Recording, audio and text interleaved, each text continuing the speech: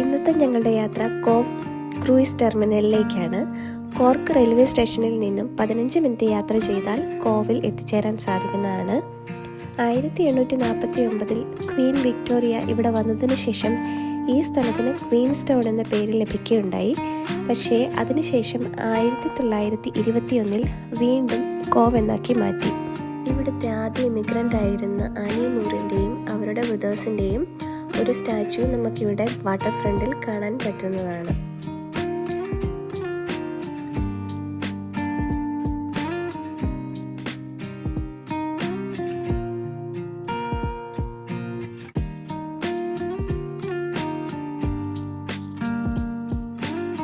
ഇവിടുത്തെ അടുത്ത അട്രാക്ഷൻ എന്ന് പറയുന്നത് സെൻറ്റ് കോൾമാൻസ് കത്തീഡ്രൽ ആണ്.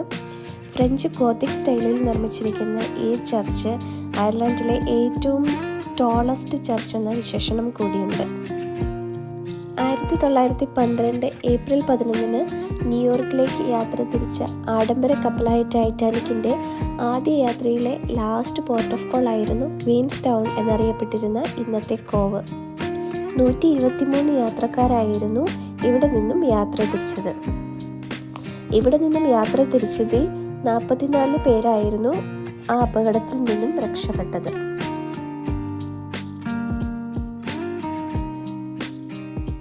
ഡെക്ക് ഓഫ് കാർഡ്സ് എന്നറിയപ്പെടുന്ന ഈ കളേർഡ് റെസിഡൻഷ്യൽ ഹൗസസുകളും കോവിലെ മറ്റൊരു അട്രാക്ഷനാണ്.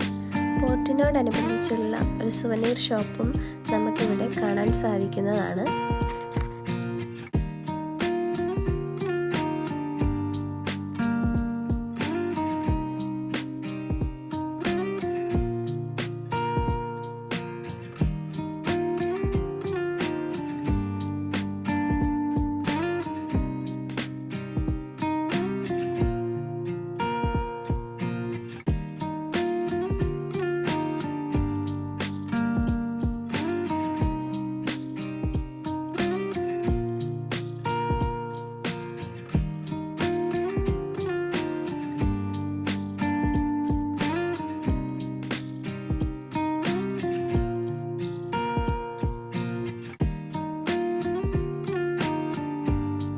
അതുകൂടാതെ ഒരു ടൈറ്റാനിക് മ്യൂസിയവും ഒരു സ്മാരകവും നമുക്കിവിടെ കാണാൻ സാധിക്കുന്നതാണ്.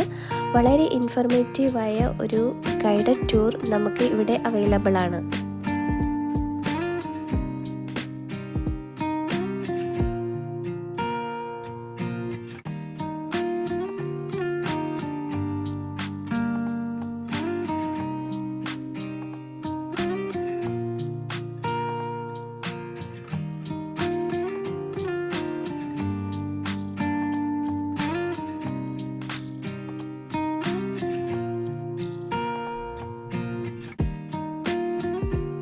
ടൈറ്റാനിക് എന്ന ആഡംബര കപ്പലിലെ ഫസ്റ്റ് ക്ലാസിൻ്റെയും തേർഡ് ക്ലാസിൻ്റെയും റൂമുകൾ എങ്ങനെയായിരുന്നു എന്ന് ഇവിടെ വളരെ മനോഹരമായി പ്രദർശിപ്പിച്ചിട്ടുണ്ട്.